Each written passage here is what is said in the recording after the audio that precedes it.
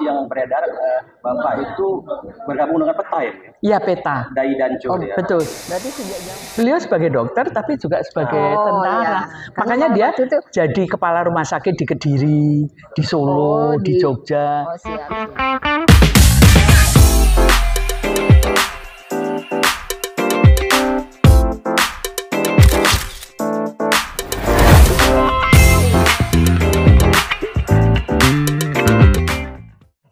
Assalamualaikum warahmatullahi wabarakatuh. Waalaikumsalam warahmatullahi wabarakatuh. Selamat pagi Ibu. Semoga Ibu Inten dan keluarga dalam keadaan sehat walafiat. Amin, amin, amin. Mohon maaf sebelumnya Ibu. Perkenalkan nama saya Nike. Kami dari Pusdjara TNI. Mohon izin meminta waktu sejenak kepada Ibu dan keluarga untuk kiranya berbagi informasi dan data sejarah tentang khususnya peran ayahanda Ibu Inten, Bapak Dr. Kusen Hirohusodo dalam masa perjuangan dan juga masa sesudahnya nanti Ibu ya. Mohon izin kami telah menyiapkan beberapa pertanyaan. Mohon maaf mungkin nanti bisa berkembang Ibu pertanyaannya di sela-sela kita berbincang. Ya. Baik, bisa kita mulai Ibu. Pertanyaan pertama, mohon perkenannya Ibu dapat menceritakan tentang kisah ayahanda Bapak Dr. Kusen Hirohusodo sejak beliau itu masih kanak-kanak hingga menempuh pendidikan tinggi akademis ya. Khususnya sekarang beliau kan ada berprofesi sebagai seorang dokter, gitu Ibu. Monggo. Pertama terima kasih kepada Mbak Nike. Dan tentunya pada Bu Sarah, kepada Bapak yang telah datang ke rumah untuk mencari informasi tentang almarhum Bapak saya, Bapak Brigjen Dr. Haji Kusen Hirohusodo. Sebelum saya menyampaikan apa yang ditanyakan oleh Mbak Nike, saya juga punya dokumen yang nanti akan kami serahkan pada Mbak Nike maupun pada Bapak. Karena di situ juga sudah cukup lengkap apa-apa mengenai orang tua saya. Kalau tadi ditanya mengenai masa kecil ayah saya, sampai dia sekolah sebagai dokter. Jadi ayah saya itu bersaudara bertujuh dan beliau ini satu-satunya anak yang sangat menonjol. Jadi selalu, ini cerita dari nenek saya dan kakek saya, jadi orang tua bapak saya. Beliau itu ingin bisa menjadi orang yang bisa membantu orang lain. Akhirnya meskipun rumahnya di desa, di Tulungagung, waktu itu tentunya masih sepi sekali. Tapi beliau ingin keluar dari Tulungagung untuk bisa menempuh sekolah, yaitu di Jakarta. Di UI yang namanya bahasa Belanda saya kurang tahu ya. Jadi memang dari awal beliau ini memang berkeinginan untuk bisa menjadi dokter, begitu. Ya, kalau boleh saya tahu, beliau ini kelahiran tahun berapa Ibu ya? Karena data beliau memang masih kami dapatkan informasinya belum begitu banyak gitu Bu. Untuk Pak. Beliau lahir di Ndurenan, Desa Ndurenan, tanggal 21 April 1911. Oh, pas hari Kartini ya? Iya, hari Kartini. Jadi setiap hari Kartini kita mesti ingat pada Bapak. Siap. Tadi Ibu Inten sampaikan, memang keinginan beliau sendiri ya ingin menjadi seorang dokter. Betul. Dan sampai beliau pindah dari kota kelahirannya di Tulungagung sampai ke Jakarta. Ya Bu ya. Itu prosesnya apa sulit? Gimana Ibu? Ya cukup sulit. Kalau Bapak cerita itu sulit. Kalau bahasa Jawanya, waduh banget itu. Tapi beliau menyadari bahwa semuanya itu berhasil kalau dengan perjuangan. Tapi kalau begitu saja nggak bisa. Sehingga dari 7 putra dari Pak Hirorejo, orang tuanya itu, ya bapak saya, almarhum bapak saya yang jadi orang dalam arti kata di zaman segitu bisa jadi dokter. Ya. Kakak-kakaknya juga maksud saya juga sebagai pegawai amtenar gitu ya, pegawai, tapi tidak setinggi dari bapak saya. Kalau mohon izin, bapak dari Pak Kusen sendiri berprofesi sebagai apa Ibu? Karena memang mohon maaf kalau ya kisahnya kalau masa lalu itu kalau untuk menjadi dokter itu kan tidak mudah dan memang harus ya orang tuanya juga Mampu. terpandang begitu. Kalau kisah Pak Kusen sendiri apa beliaunya juga mohon maaf dari keluarga yang dari kalangan terpandang di wilayah Tulungagung. Beliau itu tinggal di Pagerwojo, bukan di Tulungagung ya. Tapi setelah almarhum kakek saya pensiun tinggal di Tulungagung. Beliau itu kalau zaman dulu namanya Amtenar ya, pegawai negeri, pemerintah. ya pegawai pemerintah. Ya. Tapi saya kurang begitu paham Ya. apa jabatannya. Tapi pokoknya kalau zaman Londo itu kalau pegawai pemerintah itu kan sudah tinggi begitu. Jadi makanya itu yang mendorong Pak Kusen untuk bisa Betul. berprofesi sebagai dokter. Tapi mungkin beliaunya juga sudah memang anak-anak yang berprestasi juga ya Bu ya, Pak Kusen ini. Betul. Karena menjadi seorang dokter Dan masuk di UI zaman di segitu UI susah di banget. zaman itu karena Gakse. Proses pindahnya dari Tulungagung itu tahun berapa ya Bu? Kira-kira? Saya kurang tahu ya. Tapi beliau itu dalam arti kata tidak pindah. Ya. Beliau itu jadi dia kos ya di Jakarta. Iya. Dan kalau waktu liburan balik lagi ke Tulungagung, ke Kediri. Oh, berarti Beliau pindah ke Solo, beliau pindah ke Jogja, Ya. kemudian ke Magelang. siap. Oh, berarti terakhir di Magelang. Ya, terakhir di Magelang. Di rumah sakit apa praktek Bu? Di rumah sakit. Di rumah sakit ya. Rumah sakit tentara. Siap. Rumah sakit apa ya namanya? Yang di Kesat Magelang, di apa-apa. Badakan itu kalau nggak salah tempatnya Bu. Apanya? Yang di Magelang. Rumah sakitnya di rumah Bukan sakit. kok di Badaan. Bukan. Di dekat Rendam. Rumah sakit Rendam tentara. sekarang. Namanya lah, Ya. lupa. Itu yang terakhirnya Ibu Nggih, ya. ya. Izin Bu, tadi ini kan kami sudah mengetahui prosesnya Dokter Kusen dari anak-anak kemudian jadi dokter, Ya. kemudian beliaunya juga menjadi dokter di beberapa tempat ya, di berpindah-pindah sampai terakhir di Magelang. Nah, sekarang kami ingin tahu beliau masuk ke dunia militernya itu sejak tahun berapa atau Ibu mendapatkan informasinya? Jadi latar belakangnya kenapa beliau itu mau masuk sebagai tentara? Beliau dari remaja itu sudah berjuang ya, mengikuti anak-anak yang apa namanya Pak, saya lupa. Terus ada Sodanso, ada apa itu. Kalau yang mungkin informasi yang beredar, Bapak itu bergabung dengan PETA ya? Iya, PETA. Dai Danco ya. Betul. Berarti sejak zaman Jepang itu Jepang, beliaunya ya, sudah mulai betul. Sudah. menekuni ke dunia militer ya? Betul, Bu? ya, betul Pak. Ini yang ingatkan ya di PETA beliau. Ya. Dan apakah Ibu bergabung dengan ini Bu, Yayasan PETA? Karena kemarin datanya tidak ada. Enggak, Bapak, enggak. Hanya ikut di PETA tapi tidak masuk di yayasan. Mungkin karena beliau sudah terlalu tua ya. Ya. Oh, Siap. Sejak sejak zaman Jepang beliau Ya, sudah ke dunia aktif Ya. di tentara Jepang. pendidikan Jepang Ya. Bu, ya.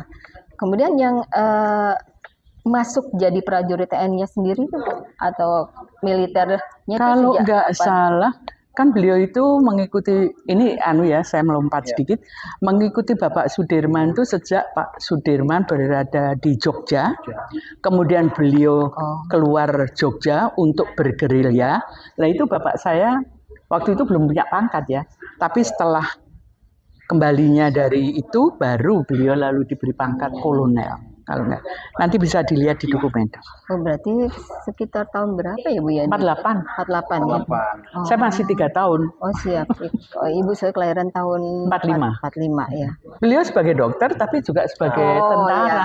Makanya dia waktu itu, jadi kepala rumah sakit di Kediri, di Solo, di Jogja. Oh siap, itu. siap. Jadi keliling gitu. Tapi siap. sudah tentara itu. Siap. Oh, Baru waktu terakhir di Magelang naik jadi brigjen.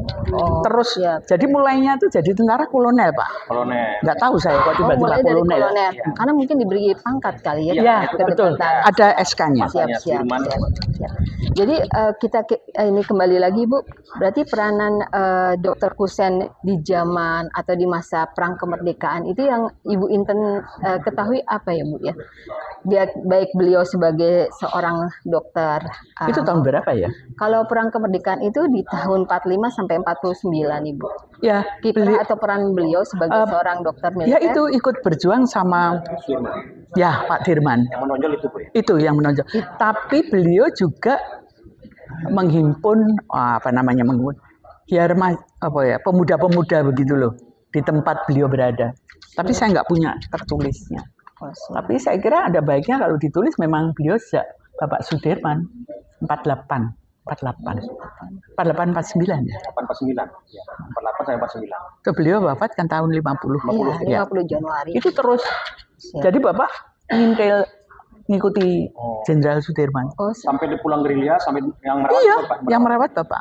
Berarti ketika gerilya Pak Kusono Kusen. ikut Bu? Ikut Kusen. Pak Kusen Iya ikut. Selama ini Jadi pergi-pergi ke mana gerilya, kemana itu ngikut. selama ini nama beliau tidak pernah ada Bu dalam kisah Sudirman. Oh, saya sendiri juga heran ya kenapa Yang hanya ada beliau. Dr. Dr. Suwondo. Suwondo. Ah itu padahal nggak Oh, siap. Ini memang padahal nggak begitu, tapi ini memang Pak Suwondo yang menonjol. Ya mungkin karena kita dididik nggak boleh menonjol ya udah diem aja. siap. Karena ini memang sejarah itu memang harus kita kulik Bu. Iya, Kita betul, ketahui betul. kalau bisa seakar-akarnya nanti baru kita Di situ ada bahwa beliau informasikan.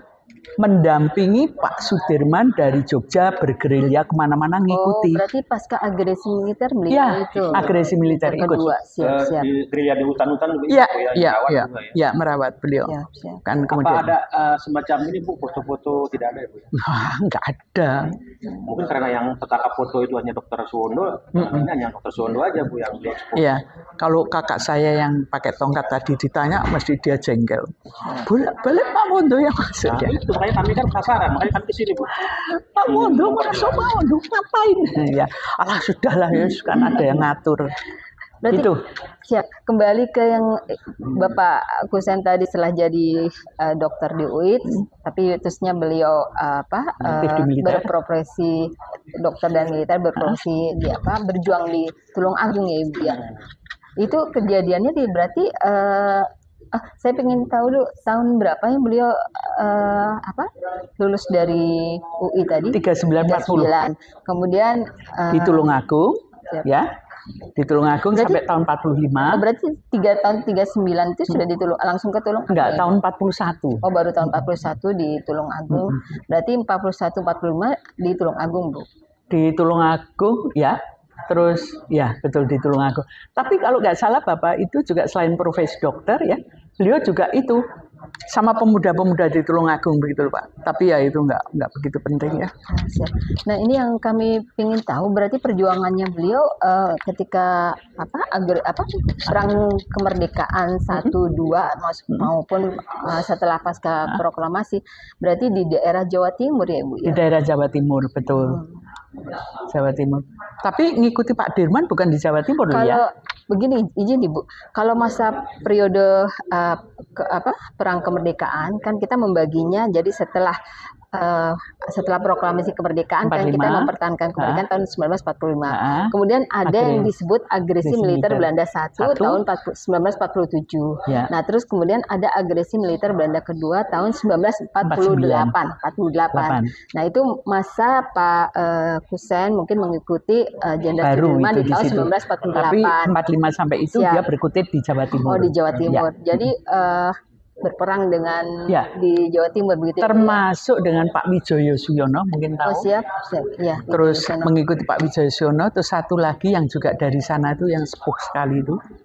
Karena waktu saya ketemu, putranya Pak Kusen ya, itu dulu anak buah saya gitu. Oh, siap. Saya baru enggak ya, Siap, baru siap. tahu itu. Ya betul di Jawa Timur. Siap. Dari 45 sampai dengan menjelang agresi militer yang kedua. Berarti beliaunya balik ke Jogja karena ya. pindah, Siap, itu siap. saya bilang Kediri, Solo, Jogja, Oh, itu. siap. Oh, begitu. Jadi rentetan peristiwanya begitu ya, Bu? begitu, ya. Kalau waktu di militernya apa Ibu Inten tahu apa batalion apa begitu beliaunya? Enggak di batalion, Enggak di ya? kes. Di kes. Selalu ada. kes. Siap, siap. Berarti perjuangannya melalui kesehatan gitu ya. Jadi ya istilahnya tadi dokter militer itu ya Bu, Dokter ya. militer. Jadi ya. perjuangan Jadi selalu terhadap- di rumah sakit militer, Siap. baik di Kediri, di Siap. Solo maupun di Jogja. Siap. Jadi yang menangani mungkin menangani para pejuang juga. Betul, Siap, betul gitu. sekali. Ketika itu yang dirawat di rumah sakit gitu Betul, ya. ya, Siap. Tentang gerilya mungkin ada yang bisa Ibu tangkap dari pengalaman Dokter Kusen ketika beliau bergerilya mengikuti Pak Sudirman. Iya. Saya ya beliau kan suka ngumpulkan mungkin putranya momennya, tujuh siap, itu ya. siap, siap. Terus cerita, wah, ya anulah mengagumi Pak Dirman gitu. Siap, siap. Beliau itu orang yang nggak neko-neko, ya apa adanya, dan ya pakaian juga padahal dia jenderal ya. Iya. Itu aja. Jadi kita melihatnya luar biasa ya orang dulu. Itu aja yang pokoknya semuanya baik ya ceritanya mengenai Pak Dirman itu. Berarti mengikuti Pak Dirman dari mulai dari Jogja sampai kembali lagi ke Jogja, Ibu? Bukan kembali ke Jogja kan, beliau kan lalu ke Magelang, Tirah, karena udah sakit paru-parunya tinggal satu. Tahun tanggal 10 Juli 1949 tuh beliau Pak Sudirman kembali dulu ke Jogja, Ibu. Oh, ya. saya nggak tahu. Ya, setelah di Jogja, terus mungkin Pak Kusen langsung ke Magelang kali ya, Bu? Iya, karena jadi ada dia dokter di Magelang. Siap. Pak Sudirman ke Jogja, mungkin Pak Kusen melanjutkan karena memang ada rumah sakit di Magelang itu. Ada. Siap. Rumah sakit besar sekarang. Setelah itu Pak Dirman ke Magelang apa gimana? Yang merawat apa Bapak? Iya, Bapak. Berarti dia cuma balik ke Magelang. Tuh, ya. Enggak, beliau lalu ada di Badaan ya, di Jalan Badaan, Gesos. Badaan itu. Ya, itu. Nah, itu Bapak yang merawat sampai meninggal. Siap. Nah, ini ada pengalaman yang khusus nggak beliau, Bu?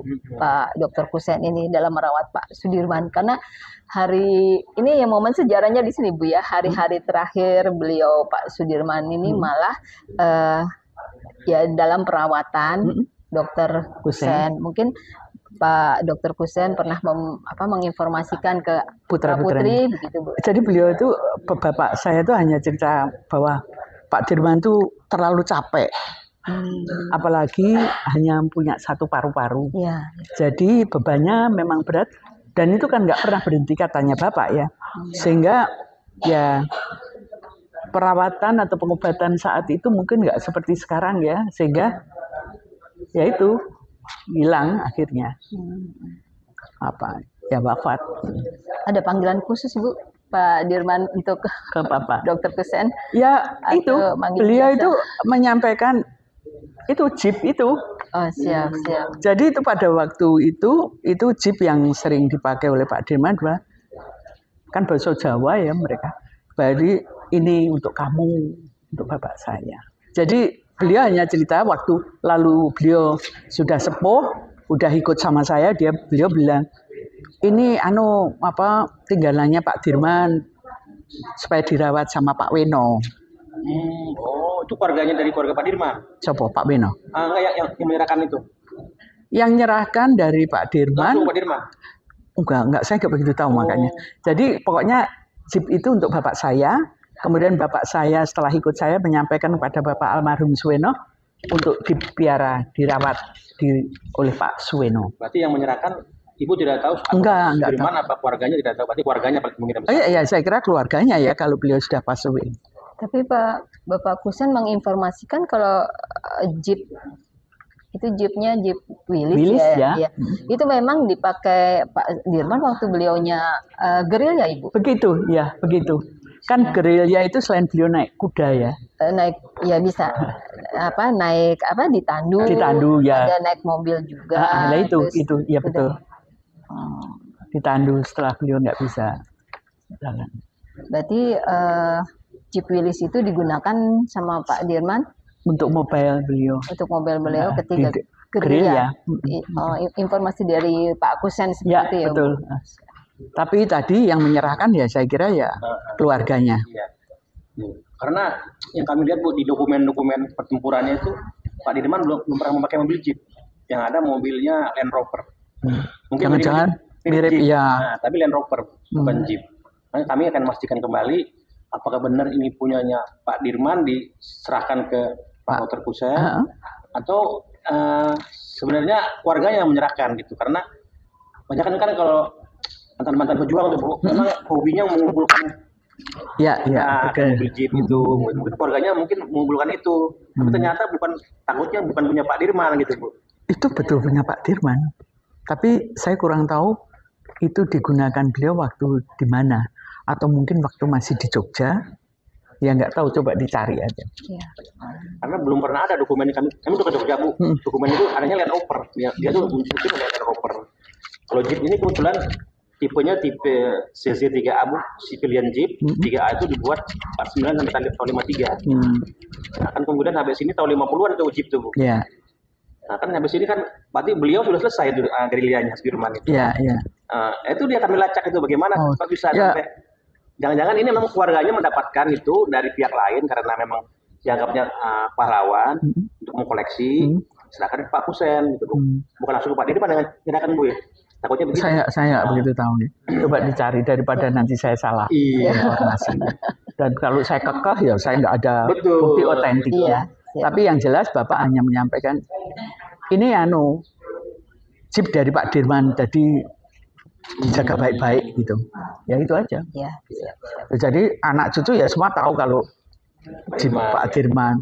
Jadi kalau ke museum ke sana semua cucu foto di depan itu. Ya, pakai gerilya gitu ya. Mbak, foto cucu-cucu saya. Enggak, maksudnya Bapak juga menceritakan itu Jeep dipakai gerilya. Ya. Perkara itu saya nggak begitu tahu. Hanya bilang bahwa ini dari Pak Dirman. Dari Pak Dirman. Ya, itu. Nggak gerilya. Berarti hubungannya sama Pak Dirman cukup dekat ya, Bu, ya? Dekat. Setelah beliau wafat, ibu saya tuh runtang-runtung sama Bu Dirman. Oh, siap. Padahal dalamnya kan di Jogja. Siap. Kalau jadi kan ada pertanyaan Ibu Kusen di Magelang ya. Siap. Jadi selalu ditimbali kalau bahasanya. Datang temani beliau sampai dengan putra-putranya almarhum saya dekat Mas Tidar. Oh, berarti sementara Bu Dirman tinggalnya di Magelang, Ibu? Bukan di Jogja. Di Jogja. Oh, berarti Bu Kusen bolak-balik. Iya, ditimbali kalau dipanggil gitu. Siap. Datang. Oh, siap. Karena memang terakhir memang Pak Dirman dengan Pak Kusen ya. Iya. Selama lebih dekat. Kurang lebih berapa bulan ya, Ibu ya di dalam perawatannya Pak Kusen, Pak Dirman itu? Selesai dia pulang itu kan? Iya, setelah selesai pulang gerilya. Iya, sekitar nggak lama kok. Kurang lebih 3 bulan kan kalau nggak lama karena beliau sudah kondisinya udah parah. Tapi kedekatannya dengan keluarga Pak Dirman masih berlanjut sampai sekarang. Sampai dengan ibu. Ya. Setelah ibu wafat dan Bu Dirman wafat ya putus. Ya. Jadi saya nggak begitu. Siap. Oh, berarti. Ini kembali lagi ke Pak Kusen ini, Bu izin. Jadi kan beliau ini kan dokter militer, dokter iya, militer iya. Itu zaman revolusi kemerdekaan kan kita sudah paham beliau berarti kan perjuangan yang dengan mengangkat senjata meskipun di tanda kutip di rumah sakit ya, Bu. Betul. Ya. Jadi dia dokter Kusen merawat para pejuang. Iya, siap. Nah, sekarang kami tanyakan pasca ini, Bu. Pasca revolusi kemerdekaan, beliau ini berkiprahnya sebagai dokter. Sebagai dokter. Dan beliau juga dipasrai kalau ada taruna akmil yang mau masuk. Oh, tes. Tes. Oh, sampai terakhirnya di Magelang itu, Bu, ya? Magelang. Sampai beliau wafat. Almarhum. Bukan. Jadi beliau di Magelang. Ya. Terus ibu saya wafat. Terus bapak, ibu dulu. Terus bapak saya ikut saya. Oh, siap. Terus nggak jadi dokter lagi. Oh, di Jakarta, Ibu? Iya, di sini. Siap. Ibu Bu Kusen, mohon maaf, meninggal atau wafat tahun berapa, Ibu? Tahun 1991. 91, siap. Kalau Bapak Kusen? 2005. Belum lama ya, Bu ya? Ya. 2000, masuki tahun 2000-an. Iya, 2000-an. Kalau selain dunia medis dan dunia militer nih, Pak Kusen bergerak di bidang apa lagi sih? Pak Kusen di bidang pertanian. Jadi dalamnya di Magelang tuh di mana namanya? Dekat rumah sakit jiwa Kramat. Di Kramat itu tanahnya cukup luas, sekitar 0,5 hektar. Beliau nyangkul, nembok, bikin tenis ban sendiri, senang olahraga. Jadi kalau saya tanya, Bapak itu kok bikin tembok batu itu kok sendiri, iki olahraga biar sehat. Jadi bapak saya itu nggak ada malu sebagai pensiunan jenderal dokter spesialis. Oh, izin pensiunnya tahun berapa Ibu ya? Ada Mbak. Oh, ada di situ ya. Ada di. Jadi setelah itu aktivitasnya beliau di rumah praktek. Di rumah. Praktek. Masih ya? praktek. Di Magelang di kediaman. Siap.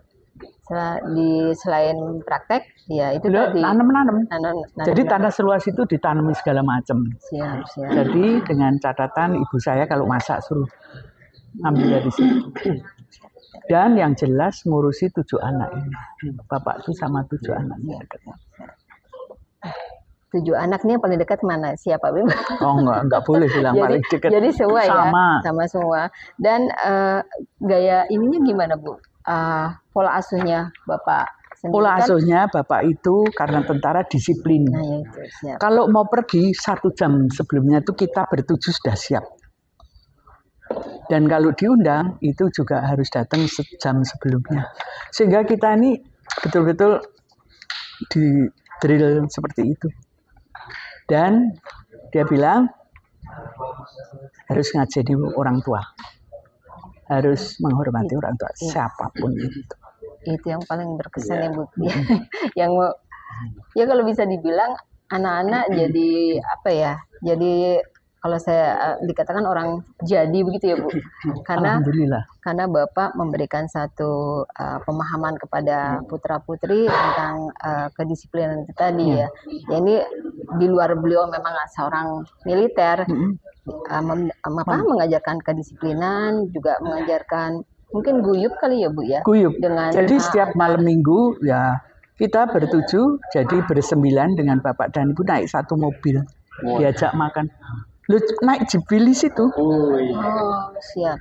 Di Magelang tuh muter cari mie kocok, cari apa. Itu tahun berapa Ibu izin? Yo, sejak kita tinggal di Magelang tahun 50.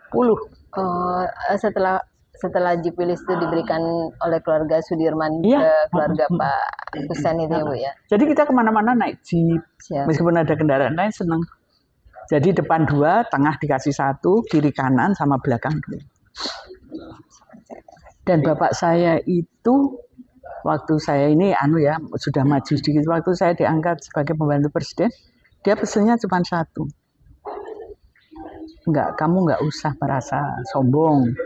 Itu jabatan tuh bukan apa-apa. Itu yang paling penting itu dari seorang ayah. Saya sampai orang bahasa Jawa ya, tahu Jawa kan? Ya. Rasa kemaki, ya itu. Dalam waktu justru kondisi Pak Dirman kritis sampai beliau meninggalnya dalam perawatan Dr. Husain, itu yang memang kami masih sedikit mendapatkan informasi itu. Sebenarnya kan kalau kita angkat sebagai satu naskah atau tulisan atau buku itu kan sangat bagus sekali ya Bu. Dokter terakhir yang merawat Panglima Bunda Jenderal Sudirman begitu kan. Kita putra-putranya tuh yang nggak punya loh pikiran, tapi cuman batin dan ngomong di antara kita. Seperti baru-baru ini kan juga diangkat Pak Dokter Sajiman, rumah sakit di Bogor itu nama beliau. Ya terus kita yang ngerti ya, umurnya juga udah banyak. Oh, iya. Kok iso ya, kok Iya bisa. Pak Prabowo hadir waktu itu belum presiden. Bisa juga nama beliaunya diangkat sebagai satu nama rumah sakit. Iya. Ini itu adik saya yang Dokter Bambang udah ngusulkan untuk rumah sakit Kediri. Oh, di karena Kediri, tapi sampai sekarang nanti bisa ditanyakan. Sampai sekarang juga nggak tahu hambatannya di mana. Ada beliau juga berkiprah di Kediri ya cukup lama. Oh, berapa lama Ibu kalian di Kediri? Kalau nggak salah 3 tahun ya. 3 tahun. Jadi di rumah sakit tentara. Siap. Jadi memang beliau berdinasnya di rumah sakit tentara di beberapa lokasi ya Bu ya. Denkes ya kalau detasemen kesehatan. Tapi Pak Husain menceritakan pengalaman dokternya ke Putra Putri nggak, Bu? Iya. Siap. Kalau beliau itu operasi, Oh, siap. beliau menolong yang partos Siap. melahirkan, kita Siap. diajak. Oh, siap. Kita diajak untuk menyaksikan, jadi tahu. Jadi yang bukan merubah ya, Bu, menstimulan Putra Putri untuk Mindsetnya kita supaya itu loh, siap. bantu orang, Siap. nolong orang. Siap. Sebetulnya mindsetnya bukan dokter, tapi nolong orang. Siap ya. Militer juga ternyata ada yang mengikuti jejak beliau ya, Bu ya, yang Ada satu siap, paling yang kecil. Pak Dokter Bambang. Jadi satu paket dokter juga, militer juga. Ya, betul. Siap. Jadi Beliau ada yang sendiri pernah jadi kepala rumah sakit Kartika itu. Kartika Eka Chandra, Kartika Paksi, Angkatan Darat. Iya, tapi rumah sakit yang Yayasan Kartika, yang IKKT ya, tidak. Kartika, kan ada Kartika. Gatot Subroto. Iya. Pavilion ya, Bu. Pavilion Kartika. Itu dia kepala rumah sakit. Oh, beliau sempat menjadi kepala rumah sakit dan sebelumnya sebagai sekretaris dokter presiden, namanya Pak. Dian kan ada tim dokter presiden. Beliau sekretaris. Oh, sekretarisnya. Di situ 5 presiden. Kalau kedekatan Pak Dokter Kusen dengan Bapak Suweno, Ibu. Dekat ya. Siap. Kan beliau brigjen. Siap. Pak Suweno waktu menikah overstay ya, tentunya siap gerak. Siap. Tapi memang dekat. Apalagi sama-sama militer, Ibu. Ya, dan kebetulan dia militer ya tahu gimana dengan ketemunya di mana tuh, Bu? Sengaja apa lagi ada acara begitu? Dengan Pak Sweno. Jadi rumah sakit tentara Magelang mengadakan pertandingan tenis dengan RPKD stadion. Saya kan bapak saya datang, anak-anaknya keluar ini, saya datang. Tapi sebetulnya Pak Sweno itu sudah kenal dengan 6 saudara saya yang belum teman saya, karena saya di Semarang sekolahnya. Iya, Ibu kuliah di Semarang. Jadi baru ada itu pertandingan, saya suruh datang. Saya juga nggak kenal ini siapa. Waktu datang itu ibu aja atau sama semua keluarga? Jadi itu pertandingan itu bukan hanya yang bertanding, keluarganya. Terus yang deketin malah ibu ya? Oh enggak, karena beliau sudah suka ke rumah. Udah. Tapi belum pernah ketemu. Dari 6 yang ketemu cuma yang satu. Setelah saya untuk datang, itu siapa lagi? Kita nggak dipilih. Di Kopassus apa kali waktu itu, Ibu ya? Di RPKD. Pak Weno. Iya, sekarang Kopassus. Komandan Batalion RPKD. Kemudian menikah baru satu hari, dirubah menjadi grup. Siap. Lebih tingkat. Angkatnya apa waktu itu? Waktu kenal mayor. 1 hari jadi istri mayor, jadi letkol. Ada satu paket nih, Bu. Dari mayor, ini nikah dari mayor ya? Mayor. Jadi malam ini nikah mayor, besok pagi diangkat jadi letkol. Karena perubahan kesatuan. Berarti di tahun 67. Itu bisa. Kami kan juga membuat satu buku sejarah organisasi TNI, nah, itu kan bisa jadi untuk masukan sumber bagi kami juga kan, Ibu ya. Kalau Pak Kusen sendiri nggak jadi pure murni dokter dan TNI gitu ya, Bu ya. Siap. Sampai beliau pensiun juga tidak berkecimpung di siap. Jadi Ibu di Persit iya. Dharma Pertiwi iya. Viveri iya. Pokoknya Viveri apa izin? Dulu Persatuan Istri Veteran. Berarti setelah pensiun ya, Bu ya. Mau tahu apa saya itu di kiprah organisasi. Nah, ya itu ya. Tebal, Bu. Ya, Ibu belum. Saya datang di ulang tahun teman 80 tahun. Terus saya sebelahan sama ibu. Terus saya tahu ibu dulu kan di Persit Pusat yang selalu memberi briefing organisasi. Siap. Semua kan dengerin takut, soalnya harus disiplin. Kalau Ibu tadi pensiun di tahun 98, Bu Inten. Ya. Nah, pasca itu tahun 98 ini apa Ibu masih aktif berkecimpung? Saya menjadi Komnas Lansia 2 periode. Siap. Setelah itu menjadi ketua LLI, Lembaga Lanjut Usia Indonesia, pokoknya yang ngurusin. Terus saya membuat yayasan namanya Yayasan Kesehatan Sosial Ternate yang sekarang ketuanya itu. Ya. Itu dulu programnya itu sama dengan Depsos, tapi ini swasta. Jadi menangani 7 masalah kesejahteraan sosial, narkoba, prostitusi, anak putus sekolah, PSK, kemudian masalah-masalah kesosialan ya Bu ya, masalah-masalah sosial. Sampai sekarang masih saya sebagai pembina. Yang saya tangani sekarang lansia ada 432 lansia di 7 pusaka. Pusaka itu pusat santunan keluarga. 6 di Jakarta di semua wilayah. 1 di Dukuh Sidomulyo Bantul. Oh, ada yang di daerah juga ya Bu. Dan itu bukan asal. Saya ngirim tim survei untuk melihat di situ ada masalah lansia, ada potensi masyarakat sebagai tugas sosial masyarakat. Kemudian ada sekitar lingkungan yang bisa membackup. Baru saya bentuk. Kalau saya ya, filosofi hidup saya, pertama orang tuh harus semeleh. Yang jelas doa. Kemudian jangan waktu muda itu dipakai untuk apa yang nggak perlu. Karena kita harus, kalau pengen umur panjang, ya kita menyiapkan sebagai active aging. Jadi orang tua yang mandiri. Karena kalau enggak, bayangin, kalau jumlah penduduknya 100 juta misalnya, semua lansianya tuh non sewu koyo kakak saya itu kan butuh pendamping semua. Jadi kan butuh 100 juta lagi orang untuk muntung. Itu. Jadi mulai sekarang generasi muda itu tahu bagaimana hidup sehat. Itu aja. Dan yang pasti dan harus mencintai bangsa dan negara. Itu mutlak.